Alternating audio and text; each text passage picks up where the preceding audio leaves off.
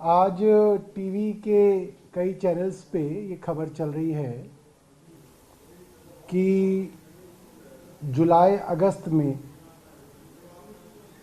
कुछ सैंपल्स दवाइयों के जांच के लिए भेजे गए थे और शायद 43 के करीब सैंपल थे, जिसके अंदर 5 सैंपल्स जो हैं वो तय स्टैंडर्ड के नहीं पाए गए हैं। मैं इस बात से हैरान हूं कि जब ये सैंपल्स उठाए गए थे उसके करीब 1-1.5 महीने बाद मुझे ये बात किसी चर्चा के अंदर बताई गई कि ऐसा ऐसा सैंपल्स उठाए गए हैं।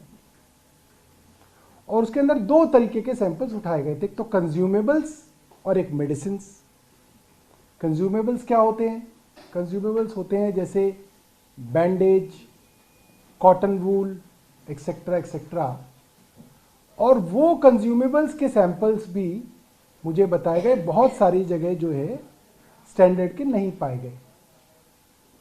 तो मैंने जब ये नोट देखा तो मुझे लगा कि शायद दोनों ही मामलों के अंदर सीबीआई की इंक्वायरी की सिफारिश की गई होगी। मैंने देखा कि कंज्यूमेबल्स के विषय में सीबीआई की इंक्वायरी नहीं दी गई। और कारण क्या है? कारण यह है कि जो कंज्यूमेबल्स अस्पतालों ने खरीदे थे वो केंद्र सरकार की जेम से खरीदे थे। केंद्र सरकार की वेबसाइट है जेम, गवर्नमेंट ई मार्केट, उस पे से वो सैंपल्स खरीदे गए थे। लिहाजा ऐसा लगा होगा कि इसकी जांच अगर कराएंगे तो उंगली केंद्र सरकार पे आएगी, इसलिए उस जांच को सीबीआई में नहीं भेजा गया, जिसका जवाब वही बता सकते हैं जिन्होंने इसको भेजा। दूसरी बात, जब से मैं हेल्थ मिनिस्टर बना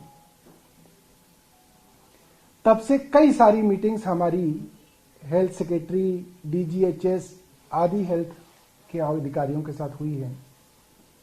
मुझे लगता है कि कम से कम भी तो बताऊं तो 50-60 मीटिंग्स हुई होंगी।